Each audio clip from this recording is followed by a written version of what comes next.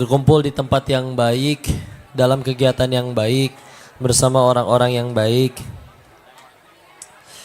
Maka semoga pertemuan ini jadi wasilah kita diwafatkan dalam keadaan yang baik juga, husnul khatimah. Amin ya rabbal alamin. Dan salawat beserta salam semoga selalu tercurah kepada junjungan kita baginda Rasulullah Muhammad sallallahu alaihi wasallam beserta keluarga, sahabat, dan semoga Allah sanggupkan kita istiqomah mengikuti sunnah-sunnah beliau sampai akhir hayat kita insyaallah. Amin ya rabbal alamin. Alhamdulillah, salam takzim, salam kenal kepada para asatiz, alim ulama, kiai, tokoh masyarakat, ustazah, bunda-bunda, bapak ibu, wabil khusus Ketua Yayasan Cendekia Rabbani Mandiri Bapak Deni Nurlangsyah SPDI MMPD, Ibu Mia Resmiati SPDI MMPD insyaallah, dan juga seluruh jajaran terkait, para alim ulama yang izin saya belum bisa menyebutkan seluruh namanya satu persatu, tapi hakul yakin pasti dimuliakan oleh Allah ya. Dan kalau Allah mau bisa satu dunia soleh sadayana, tapi malah dipilih AA, Ibu, Teteh yang hadir di sini untuk sama-sama mengingat Allah. Bismillah, semoga pertemuan ini jadi wasilah hadirnya kebesaran Allah insyaallah. Izin. Kasih yuk. Nah ini adik saya ini teh. Insyaallah.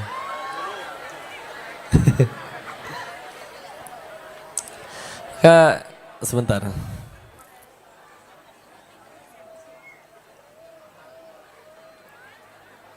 Sebentar ya, izin.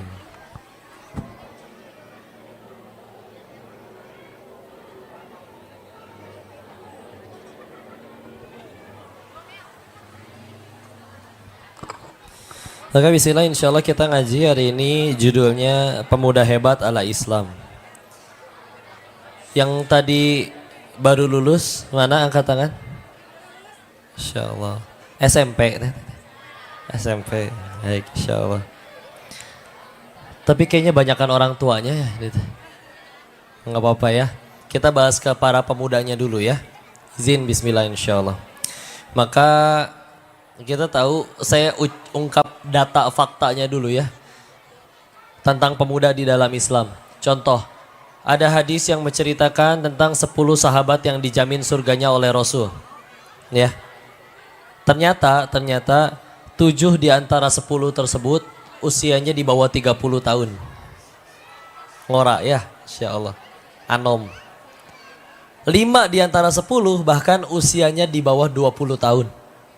Jadi masih umur belasan. Seumur kalian insyaallah. Tapi sudah Allah dan Rasulnya jamin surganya. Ya. Karena emang mumpung jag-jag keneh masih sehat ya. Ini momennya untuk jadi hebat. Lihat ya. Banyak sahabat-sahabat itu memang dari golongan muda. Bahkan yang dari golongan yang sepuh izin paling cuman Abu Sufyan. Ya. Yang senior-senior yang lain mana? Walid bin Mughirah, pentolannya Quraisy, wafat. Wafat kafir, izin mohon maaf. Abu Jahal, oh jelas. Abu Lahab, enggak selamat. Ya. Tapi lihat anak-anaknya. Ya. Anaknya Walid bin Mughirah siapa? Khalid bin Walid. Satu-satunya yang pernah nyaris mengalahkan pasukan Nabi di perang Uhud. Ya. Tapi setelah dulunya seperti itu, masuk Islam menjadi Syaifullah, pedangnya Islam. Nggak peduli masa lalu kita kayak gimana, hai anak-anak muda ya. Tapi kalau kita balik ngejar Allahnya dari umur masih muda, hebat demi Allah. Ya. Allah yang tolong. Siapa lagi? Abu Jahal, anaknya siapa? Ikrimah bin Abu Jahal, salah seorang sahabat Nabi yang mulia. Sehingga tetap saja kalau kita dianjurkan ketika nama sahabat Nabi disebut, radhiyallahu anhu. Ya, insyaallah. Semuanya dari awalnya dulunya memusuhi Nabi. Ya, tapi ketika masih muda balik kejar Nabi, oh jadi hebat. Ya, yang sepuh-sepuh makanya ini supaya yuk yang muda-muda. Meskipun nanti ada yang berkata, kok kalau aku maksiat dulu sampai umur 60 tahun puas-puasin, terus sehari sebelum meninggal tobat, diampuni gak ya? Diampuni. Saking Allah Maha Penyayangnya, asal tobat nasuha. Pertanyaannya tapi siapa yang menjanjikan kalian umur 60? 5 menit lagi aja belum tentu. Yang ngomong juga sama. Ya. Maka jangan dientar-entar ya. Lah dingke-engke. Sebelum mulai asam urat, sebelum mulai encok, sok jadi hebat duluan. Yang lain, kita bicara contoh misalkan ilmu mustalahul hadis, ilmu dari sekian banyak jumlah sahabat Nabi, riwayat yang disebutkan oleh para imam berbeda, ada berapa jumlah sahabat Nabi. Contoh Imam An-Nu'aim, Imam As-Suyuti berbeda pendapat. Tapi Syekh Dr. Munir Ghotban dalam kitabnya Tarbiyatul Qiyadiyah menjelaskan sekali lagi bahwa jumlah sahabat itu beda-beda. Tapi kalau ditarik garis tengahnya rata-rata 120.000 sahabat. 120.000. Ya, ada yang dulunya raja perampok, Jundub bin Junadah, lebih dikenal dengan nama Abu Zar Al-Ghifari. Ya. Para sahabat beda-beda. Ada yang namanya Abu Zar? Ya. Orang hebat mulia di sisi Allah, meskipun dulunya raja perampok. Ya. Enggak apa-apa. Ya. Karena yang penting kan hari akhirnya ya, wafatnya, husnul khotimah. Dan ingat, husnul khotimah itu bukan bicara mati karena apa, tapi mati sedang apa. Beda ya. Kok matinya karena Covid, tapi sedang sujud rakaat terakhir, husnul khotimah. Ya. Kok matinya di masjid, ih keren, tapi lagi nyolong speaker jatuh ketiban. Ya. Meskipun tempatnya baik, tapi sedang berbuat yang tidak baik, gak selamat. Makanya yuk istiqomah, yuk dalam kebaikan terus menerus ya. Kadang nggak tahu kapan dipanggilnya. Justru lebih aman orang yang udah Allah tentuin. Kamu divonis dokter 6 bulan lagi meninggal. Oh, dikasih tahu tuh. Prepare. Ya, siap-siap. Coba kalau nggak tahu. Kadang kita bilang kayak gini ya. Kasihan ya orang-orang anak-anak kecil di Palestina tuh kena ledakan. Dan mereka mah anak-anak kecil di sana umur 5 sampai akil balik tuh udah hafal minimal 5 sampai 15 juz. Kita bilang kita kasihan sama mereka, Allah malah sayang, nggak usah lama-lama di dunia, sebelum punya dosa cepetan pulang. Bisa jadi mereka kasihan sama kita. Itu ngapainnya si Dennis tinggal di Indonesia, umur we panjang tapi nambah-nambahan dosa. Buat apa umur panjang cuma nambah kuota siksaan? Kasihan kebalik ya. Sok, Masya Allah. Ya, di antara sekian banyak sahabat, 67% dari seluruh jumlah hadis Nabi, ternyata diriwayatkan 67%-nya hanya dari 7 orang saja sahabat muda. Berapa? 7. 4 dari Makkah, 3 dari Madinah. Ini kalau muda-muda gini cepat apal. Sok ya dites ya. 4 yang dari Makkah siapa saja? Periwayat hadis sahih terbanyak, padahal kenal nabinya 3 tahun sebelum wafat. Abu Hurairah radhiyallahu an meriwayatkan tidak kurang dari 5.374 hadis. Berapa? Kebalik, 5374, bukan 5734. Iya, betul, ya. Insyaallah. Lalu ulama wanita yang sampai sekarang belum tertandingi meriwayatkan sekitar 2000-an hadis. Istri Nabi Aisyah radhiyallahu anha. Kitab Sahih Bukhari itu isinya 7.000-an hadis. Meskipun Imam Bukhari hafal 300.000 hadis. Ya. Tapi yang ditulis hanya 7.000 saja, 7.000-an. Dan 2.000-annya itu dari Ibunda Aisyah. Lebih dari seperempatnya. Ya. Masya Allah. Peran wanita tuh Masya Allah ya. Terus. Siapa lagi? Ibnu Abbas, sepupu Nabi. Abdullah Ibnu Abbas. Kenal Nabinya umur 8 tahun sampai umur 12 tahun. Berarti kelas 2 SD sampai kelas 6 SD. Tapi yang kayak gitu ketemu nabinya sebentar, menjadi manusia yang paling faham Al-Quran setelah Nabi wafat. Ya. Umur 15 udah dijadiin penasehatnya di pemerintahan Umar bin Khattab radhiyallahu an. Berarti umur 15 udah jadi menteri. Ya. Loncat 9 abad selanjutnya juga ada orang hebat, Muhammad Al-Fatih, umur 22 jadi sultan, umur 15 jadi wali kota. Kelas 3 SMP ya. Jadi wali kota, siap jadi wali kota. Insya Allah ya. Tadi habis ketemu Pak Wali Kota Sukabumi ya, Pak Ahmad Fahmi. Ya. Tapi umurnya ternyata tidak 15 tahun. Ya. Gocapnya, Insya Allah. Apalah gocap? Bisa ngitung bahasa Hokkien? Itji sasi go lakcit pue kau cap 1 sampai 10 ya. Pakai Mandarin tambah pusing nanti. Sok nyunda we lah orang malah ya. Ya, lanjut. Lalu siapa yang ketiga? Yang keempat dari Mekah itu adalah anak dari Umar bin Khattab radhiyallahu an, Abdullah ibnu Umar. Ya, semoga Allah merahmati beliau, meridhoi beliau. Ini salah seorang sahabat yang paling berusaha keras ngikutin Nabi. Di dalam kitab As-Sahih At-Targhib wa At-Tarhib karya Syekh Al-Munziri yang ditakhrij ulang oleh Syekh Nasruddin Al-Albani, beliau diceritakan di salah satu hadis pergi ke suatu lembah lalu buang air di situ. Ditanya sama ajudannya, "Kenapa buang air di sini?" Dijawab, "Dulu aku mendampingi Nabi dan beliau buang air di sini." Ya, Masya Allah. Jadi yang diikutin bukan cuma ibadahnya, perkara hal apapun beliau ikutin. Nabi soalnya, laqad kana lakum fi Rasulillahi uswatun hasanah. Surat apa? Surat 33. Surat apa? Setelah As-Sajdah sebelum Saba. Al-Ahzab ya. Di belah kanan atas itu ya, ayat 21-nya. Ya. Lanjut insyaallah. Yang 3 dari Madinah. Sahabat mulia Anas bin Malik. Ini kalau kita baca kitab Syama'il Muhammadiyah karya Imam At-Tirmidzi tentang bentuk fisik Nabi, paling banyak dari beliau riwayatnya. Lalu yang 2 lagi Abu Said Al-Khudri dan juga Jabir ibn Abdullah radhiyallahu anhum, masyaallah. Mudah-mudah semua itu. Ini fakta sebagiannya. Maka yuk gimana caranya jadi hebat? Aslinya dah bukan manusianya yang hebat, tapi adalah yang Allah tolong. Maka tugas kita yang harus kita pikirkan tiap hari, gimana agar diri ini layak ditolong Allah. Maka buat yang muda-muda, hindari segala sesuatu yang dilarang oleh Allah. Salah satunya mungkin yang paling banyak ya, pacaran. Ya. Ada yang pacaran sini? Zan? Yang pacaran angkat tangan.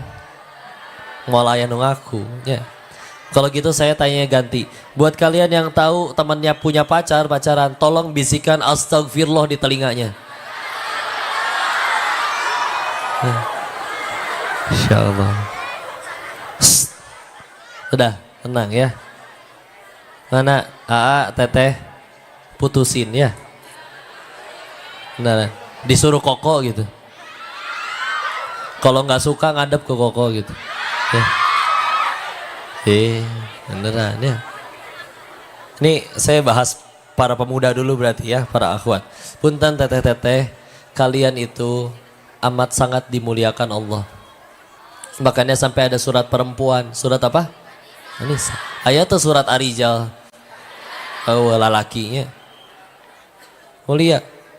Makanya sampai dijaga kalian tuh benar-benar ditutup rapi. Lihat coba, orang beli gorengan sama beli berlian, bungkusannya beda nggak? Mana ada beli gorengan dikotakin bagus, nggak ada. Beli berlian dibungkus pakai kertas bekas ulangan gitu ya, nggak ada. Bekas ujian. Masya Allah. Ya. Maka amat sangat dijaga. Orang bilang wanita paling mulia ratu. Enggak. Ratu mah ketemu tamu negara masih bisa cipika-cipiki salaman. Kalian kalau ada laki-laki ingin menyentuh kalian, satu syaratnya. Buat perjanjian dengan pencipta kalian. Ya. Mitsaqun ghalidha. Termasuk di dalamnya menjaga, mendidik, melindungi, menafkahi lahir dan batin, membimbing, mengimami. Ya. Kalau ternyata itu aja nggak berani, ya, cuman anaknya terus yang dimodusin, di WA-in, nah, omong kosong. Ya. Beneran ya? Makanya izin. Teteh pada punya Instagram nggak? Punya. Kalau suatu saat Instagram kalian misal di DM oleh Song Joong Ki misal. Tuh baru misal. Makanya gampang nyenengin perempuan mah. Dikasih angan-angan juga udah bahagia. Makanya pada suka nonton drama ya. Ya. Atau misal ya 7 personil BTS mualaf semua. Saking solehnya mereka hafal 31 juz. Offset ya. Dan mereka siap menjadi suami ke-1 sampai ke-7 kalian. Sarakahnya. Mumpung ngelamun ya. Beneran ya. Mau dia ganteng kayak gimana, tinggi, putih, langsing, kayak bihun misal, ya. Kalau ngajaknya pacaran, jawab dengan tegas ya teh ya. Halalkan atau tinggalkan, A. Bener. Kalau ditanya dengan misalkan dia berkata, tapi aku jongki sayang sama kamu neng. Asa tak asupnya. Kalau sayang silakan, bapak saya standby di rumah tiap bada isya. Datang dong kalau berani. Jangan lupa bawa martabak. Nya atuh kudu modal ya. Karena gini, manusia kalau udah sayang sama sesama manusia, pasti pengen selamanya dengan orang yang disayang, betul? Masalahnya di dunia kan gak bisa selamanya. Akan ketemu wafat, terpisah ya. Terus Allah telah ciptakan tapi tempat untuk bahagia yang sesungguhnya. Abadi di sana, yaitu di surganya Allah. Maka kalau ngakunya sayang tapi gak ngajakin ke surga, ngajakinnya ke hotel ya. Berarti omong kosong. Ulangi. Jelas ya. Ngakunya sayang ya, tapi ngadepin walinya nggak berani. Anak ya terus dimodusin di WA. Berarti beneran yang soleh asli mah datengin bapaknya, nggak modusin anaknya. Bener. Kadang ada yang ngeles kayak gini, Ted. Iya. Kok kami mah nggak pacaran, tapi tiap jam 3 malam dia suka WA gitu deh bangunin tahajud. Basi lah. Pertanyaannya cuma satu, Teh. Kalian yakin cuman kalian doang yang di WA? Lalaki mah tebar piau, brother. Ya. Hati-hati ya. Atau kadang kami gak pacaran kok, tapi ya setiap pergi juga ke pengajian itu diboncengnya dihalangin pakai tas biar gak kena-kena. Ya. Nyampe pengajian, ustadznya bicara tentang dilarang pacaran. Yang laki WA ke perempuan. Sabar sayang, ini ujian bagi kita. Begitu. Ngaliyetnya. Itu namanya playboy syariah. Hati-hati mukodimahnya biasanya. Assalamualaikum ukhti. Hati-hati ya. Jangan. Benerlah kalian mah berharga. Yang soleh asli nggak akan berani menghinakan wanita makhluk yang Tuhannya sendiri pun memuliakan. Nggak akan berani yang soleh asli mah. Nggak berani. Makanya izin punten ya nanti ya teteh kalau misal nanti soal ada foto ada apa punten ngajak salaman saya nggak bisa karena saya tidak layak menyentuh kalian. Ya. Saya tidak punya hak ya. Nanti biar suami kalian yang punya hak ya. Bukannya nggak mau. Udah kalau ngikutin setan mah cabak we sadayana ya. Tapi kan nggak mungkin ya. Saya nggak layak. Banyak dosanya ya. Gitu ya. Kak bismillah yang muda-muda dulu nih. Pengen sukses tidak? Cara paling gampangnya satu ya. Cari masalah. Ulangi. Cari masalahnya bukan Pak Ustadz lagi nyebrang ditabrak ya. Itu mah bukan nyari masalah, nyari mati itu mah ya. Nyari masalahnya yang positif ya. Ingat tidak presiden ketiga Indonesia siapa? Pak B.J. Habibie. Beliau bisa bikin pesawat terbang ya. Kita tahu ternyata dulu sebelum beliau turun andil dan mulai berkiprah, pesawat itu kalau ketinggian tertentu sayapnya retak. Dan ilmuwan satu planet bumi gak ada yang tahu cara menyelesaikannya. Sampai Allah titipkan ilmunya kepada Pak Habibie. Dan kita lihat runtutan kesuksesan beliau ya. Pertama ada masalah. Lalu beliau carikan solusi. Orang punya solusi dianggap berprestasi. Orang punya prestasi dianggap berarti suksesnya berpangkal dari masalah. Jangan alergi sama masalah. Masalah tuh jalan kalian jadi hebat. Punten ya, udah belajar SMP kelas 7, 8, 9. Semua materi sudah dipelajari, tapi nggak mau ikut ujian. Bisa lulus tidak? Aku udah ngadepin masalah ujian. Iya, tenang aja. Yang positif, tapi contoh. Kemarin pandemi masalah bukan? Salah ya. Tapi ada kawannya ayah saya, sebelum pandemi bangkrut usahanya. Semua dijual-jualin. Sisa 100 juta katanya. Udah mah bangkrut, besoknya lockdown. PSBB, gak boleh keluar semua-mua. Ya. Maka orang biasanya putus asa, beliau yakin. Fa inna ma'al balik kesulitan ini pasti ada kemudahan. Allah gak mungkin melanggar firman-Nya. Ya. Maka beliau menemukan peluang, kayaknya orang bakal butuh masker dan hand sanitizer. Maka dia jadi pengusaha masker pertama di kota Bogor. Setelah 1 tahun pandemi, maka uangnya telah berubah jadi 800 juta rupiah. Coba gara-gara pandemi itu. Cuman pikirannya bagus. Ya. Atau contoh lah, ada orang tinggalnya di dalam gang, tidak dilewatin angkot, nggak punya motor, tapi tiap hari mesti berangkat kerja. Masalah. Ada lagi orang punya motor tapi nganggur. Masalah. Lalu ada orang yang mempersatukan dua orang bermasalah tersebut dalam satu aplikasi. Tantan, bukan ya. Ojek online, ya. Maka penemu ojek online ya wajar kalau misalkan dia minimal untuk dunianya lebih sukses daripada orang kebanyakan. Kenapa? Karena beresin masalah orang. Jangan alergi sama masalah. Jalan jadi hebat beneran masalah itu. Ya. Siap nyari masalah? Ya, ingat ya, bukan nyari mati, bukan nyari ribut, nyari masalah yang positif. Ya. Lanjut. Kita ke Al-Qur'an kok. Ya. Gimana ini kalau pengen jadi hebat kata Al-Qur'an? Salah satu kisah yang luar biasa di dalam Al-Qur'an. Ini suratnya sampai disunnahkan untuk dibacakan tiap malam Jumat dan hari Jumat. Surat apa? Selain Yasin? Al-Kahfi. Ya. Al-Kahfi berapa ayat? 110 ya. Di dalamnya ada kisah luar biasa ketika Nabi Musa alaihi salam bertemu dengan guru beliau, Nabi Khidir alaihi salam. Dari ayat 60 sampai ayat 82. Ayat berapa? Masya Allah. Di situ diceritakan ya bahwa mereka berpetualang.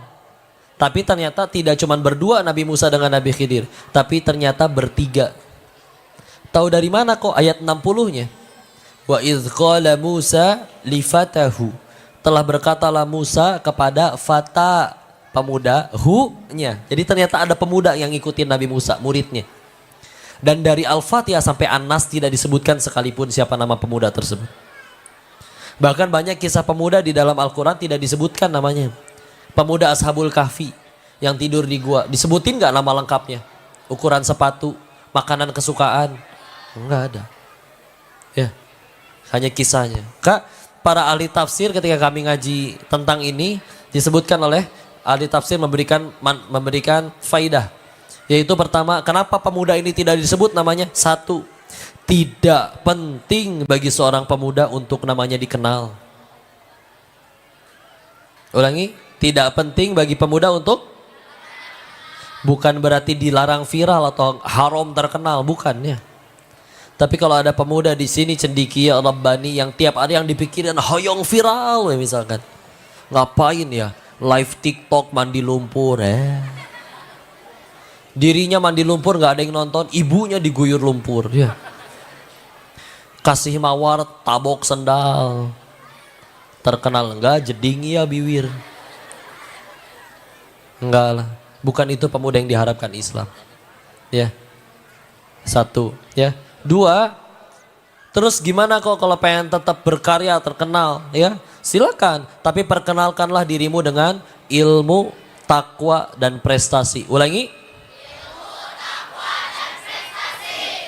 Pakai ilmu beneran. Ya. Gini. Ada orang yang mungkin kita pernah ngeliat ya, entah di pasar, entah di mall, entah di mana gitu ya. Ia baru turun dari mobilnya, terus dianya mingkem. Tapi orang sekeliling yang menjawab, loh dia kan pendiri perusahaan ini. Dia kan penemu teknologi itu. Orangnya diem, yang menjelaskan adalah prestasinya. Oh ini cara ngenalin diri paling keren.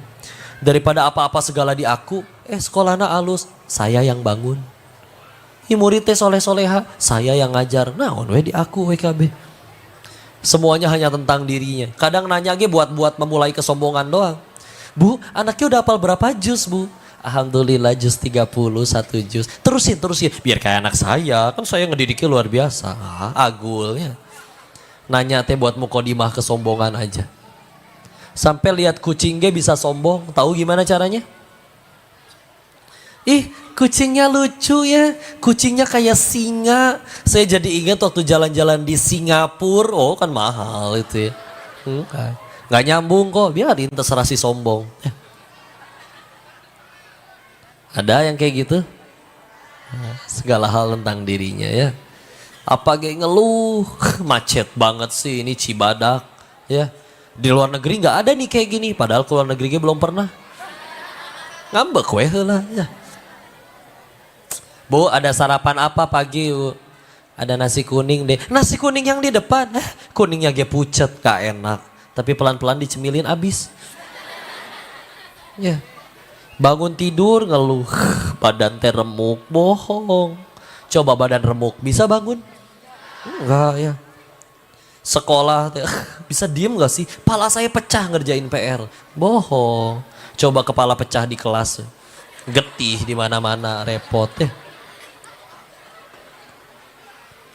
Lebay ya. Didengarnya enak atau enek? Sering dengar ada yang kayak gitu? Terdengar jelas suaranya? Karena bisa jadi suara kita sendiri. Apa sih yang dikeluhin? Kadang masalah penderitaan game bung ele. Naon nih rame-rame. Iya si A jatuh dari motor spionnya lepas. Apa sih baru spion lepas? Saya kaki lepas juga pernah. Mending bung ele penderitaan game ampun. Ada yang kayak gitu? Udahlah. Yuk. Ilmu, takwa, prestasi. Beneran ya. Orang bilang masalah paling besar di kemanusiaan tuh kemiskinan, kelaparan, dan kriminalitas. Enggak, kurang tepat. Aslinya apa tau enggak? Ketiadaan ilmu atau ketidakinginan mencari ilmu. Coba ya, gak punya ilmu sih masih bisa dapat ijazah. Di luar sana ada bisa beli ijazah. Tapi kalau gak ada skill, gak ada kemampuan, cuma jadi beban, gak ada nilai diri. Siapa yang mau nerima kerja? Nggak ada kerjaan, nggak punya duit, lapar nggak pakai iman, nyuri, kriminal. Coba punya ilmu mah, diudak kubatur, dicari kemana juga. Saya kenal seorang fotografer seumur hidup nggak pernah nyebar CV, ngelamar perusahaan nggak pernah. Tapi setiap hari sibuk meningkatkan kemampuannya. Dicari sama orang, ada orang mau nikah, Pak, saya pengen nikah di fotoku Bapak. Kapan neng? Bulan depan. Maaf bapak jadwal penuh sampai 2 bulan ke depan. Gak apa Pak, saya ganti nikahnya 3 bulan lagi. Yang penting dipoto ku bapak ya. Untung cuman ganti jadwal bukan ganti calon. Nah, Insya Allah. Kayak ilmu ya. Anggap ini wasiat ya. Siapa tahu kita gak ketemu lagi, kok 5 menit lagi udah gak ada atau apapun ya. Beneran. Keras sama diri kita sekarang. Dunia datang dengan lembek kepada kalian.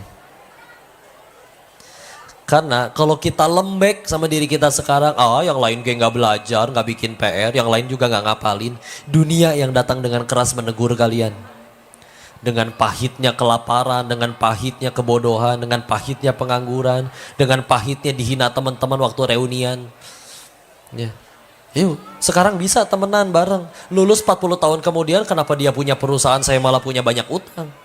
Tergantung kita ngapain aja sekarang. Beneran. Pakai ilmu, ya.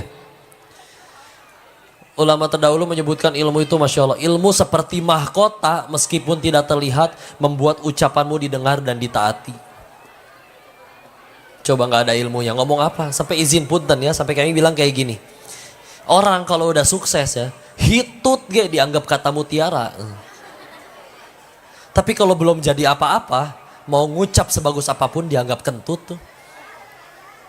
Besok bukan berarti pengen viral dikagumin orang, enggak. Tapi itu jadi alat buat ngenalin Allah ke semakin banyak orang. Mumpung didengar. Ya, emang gak boleh viral. Tapi viralnya jangan jadi dosa jariah, ngajakin yang enggak, ngajakin kebaikan, sok enggak. Ya, beneran. Keras sama diri kita sekarang. Ya, ulama terdahulu juga bilang kayak gini, ilmu itu ibarat harta yang ringan dibawa dan tidak bisa dicuri. Coba punya duit 1 miliar cash, takut hilang nggak? Repot nggak bawanya? Temahi di dompet ya. Tapi kalau ilmu, oh enggak, gimana bisa dicuri? Apa pernah kita nggak dengar ada kiai jalannya tengkleng gitu? Ustaz, kenapa Ustaz tengkleng gitu? Iya, kebanyakan baca kitab jadi berat kepalanya. Enggak. Atau bisa dicuri gitu, lagi tidur kupingnya dicolokin flash disk gitu, diambil datanya. Enggak bisa. Ya. Makin banyak ilmunya, makin kokoh. Bukan kokoh Cina kayak gini ya, maksudnya kokoh kayak tembok gitu ya. Kuat, ya. Beneran, pakai ilmu. Kayak ilmu jelas ya, dalilnya Quran surat 58 Al-Mujadalah, yarfa'illahu alladhina amanu minkum walladhina utul ilma darajat, ayat 11.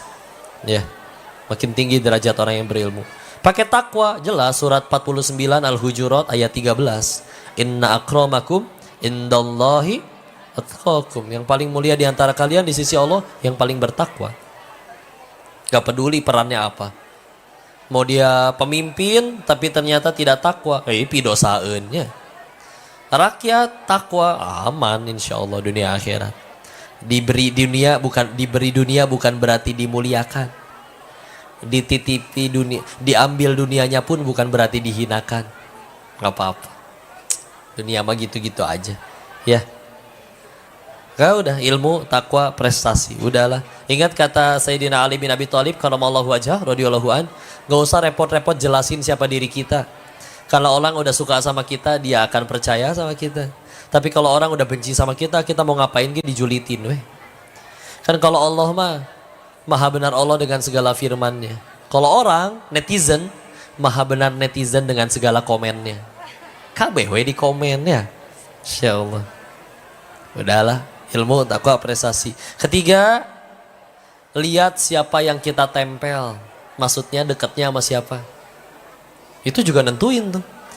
Karena muridnya Nabi Musa ini namanya Yusya' bin Nun. Mesti baca kitab tafsir atau kitab-kitab hadis baru tahu namanya Yusya' bin Nun. Ini ketika guru-gurunya wafat, Nabi Musa wafat, Nabi Harun wafat, ada satu misi yang belum selesai. Membawa Bani Israel masuk ke tanah terjanji Palestina. Sampai wafat belum selesai. Kapan berhasilnya? 40 tahun kemudian ketika Yusya' bin Nun diangkat jadi nabi. Selesai itu misinya. Penakluk Baitul Maqdis pertama tuh jauh sebelum Umar bin Khattab radhiyallahu an, sebelum Salahuddin Al-Ayyubi. Yusya' bin Nun duluan prestasinya. Ya. Dan kok bukannya temenan sama siapa saja? Betul. Tapi kalau ngambil nasihat dan mendengar teladan, oh pilih-pilih ya tuh. Coba sok, pengen jadi pemain bola yang hebat. Belajarnya ke Lionel Messi misalkan. Gak mungkin belajar ke Chef Juna. Jadi koki nanti. Ya. Ikutin ahlinya. Fas'alu ahla dzikri in kuntum la ta'lamun. Quran surat 16 An-Nahl ayat 43 pojok kiri atas, atau surat 21 Al-Anbiya ayat 7. Sama diulang. Ya. Masyaallah. Yuk. Deketin siapa, yuk pilih siapa yang jadi teladan. Dan kita di Islam sudah jelas punya teladan begitu banyak, Rasul, para sahabat, ya, Imam Syafi'i, orang-orang hebat, ya. Yang terakhir adalah pemuda juga harus galau. Ulangi, harus apa? Galaunya yang positif tapi. Karena contoh pemuda-pemuda tadi juga pernah galau, capek belajar tuh, ampun. Latihan lagi, belajar lagi. Tapi ketika pengen males, pengen futur, ingat ya Allah. Islam belum berjaya, ya Allah, Baitul Maqdis masih di tangan musuh muslimin. Galau, nggak pengen, akhirnya karena galau belajar lagi, bangkit lagi. Ya, maka kalau misalkan ada pemuda di sini yang galaunya cuma gara-gara ngelihat status teman, bukan itu yang diharapkan Islam. Galaunya gara-gara push rank, eleh melulu, banting handphone, kayak gitu bakal sukses, moal, cik tobatnya, insya Allah, tinggalin, udah. Kita meninggal gak akan ditanya, emang kamu ranknya apa? Moal ya. Saya udah epic ya Allah. Nah, nggak peduli. Nah, tenang aja, ya, kejar Allah aja ya. Dah, tenang, ikutin takdir Allah, ya, aman. Maka, insya Allah, gampang sih, sederhana. Kalau pengen Kalau pengen tinggal ikutin takdir Allah selesai ya. Karena kalau tidak nerima juga repot ya. Contoh, ibu-ibu ingin selalu kelihatan langsing tiap kali foto tahan nafas, repot. Ya. Berhasil kelihatan langsing tapi mukanya biru ya, kurang oksigen. Ya.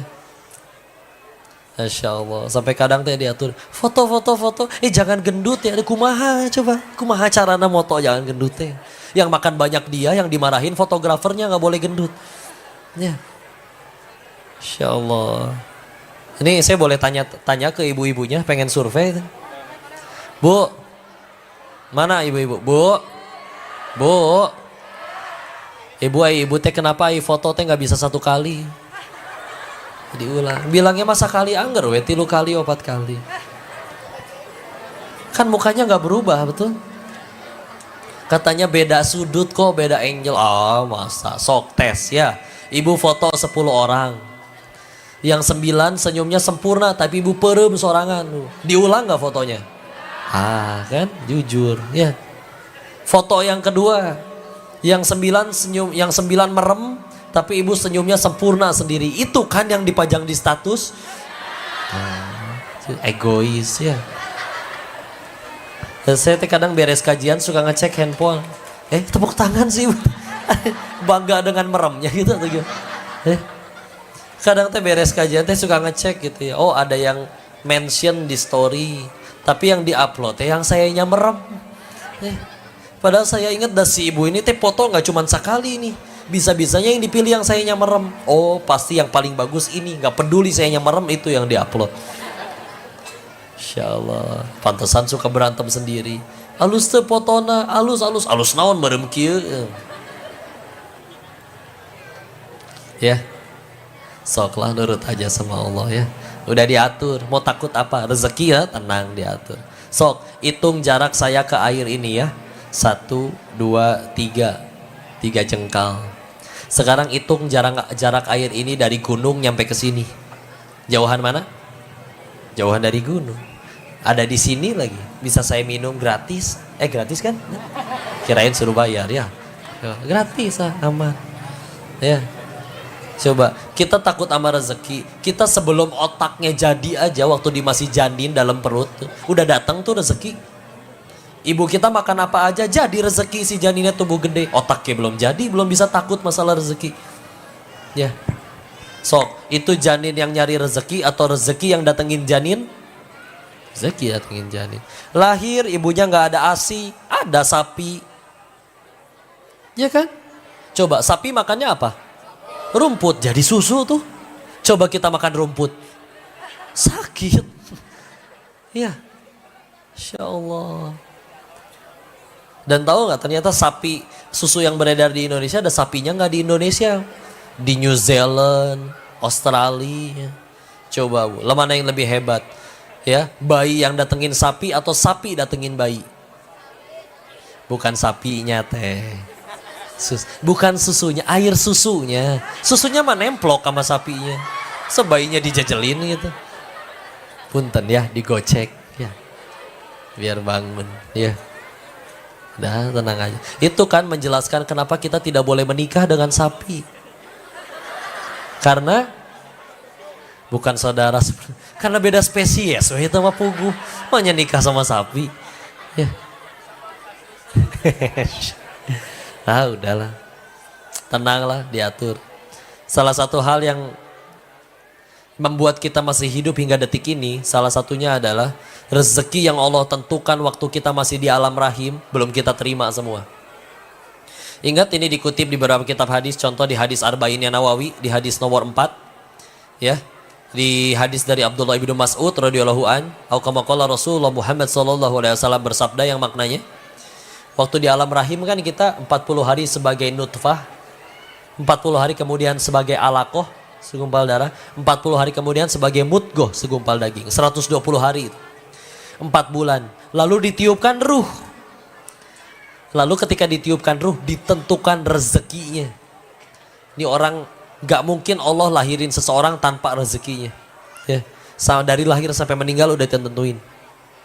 Ya, dan kita gak boleh mati sebelum itu udah kita terima semua. Ya, Mau udah terkapar di ranjang, nggak bisa apa-apa, kata Allah masih ada rezekinya, masuk lewat infus. Sampai ada kisah ini dari guru kami, waktu kemarin ketemu Agim, terus beliau dengar dari ulama yang lain, ada orang jatuh ke sumur, minta tolong, turun lewat le orang diturunin timba, naik dia ke atas, nyampe atas sok duduk dulu, nih minum air, minum susu. Minum segelas susu, ditanyakan setelah tenang, "Hai kamu kenapa bisa jatuh?" Dijelasin sama yang jatuh. Gak tahu ya, diperagain saya tadi cuma berdiri di sini nih, jatuh lagi. Tapi jatuh yang kedua meninggal. Terus kata ulama yang menyaksikan hal itu apa coba? Orang yang tadi wafat, dia masih punya rezeki 1 gelas susu lagi. Makannya udah nyampe tempat matinya pun kaci naik heula tuh ke atas buat kejemput rezekinya. Beneran. Setelah rezekinya dijemput semua baru boleh mati itu orang. Gak akan mati itu. Mau takut apa rezeki? Beneran. Wah ntar kalau aku kerja lurus, lalu kalau gak korupsi gak akan...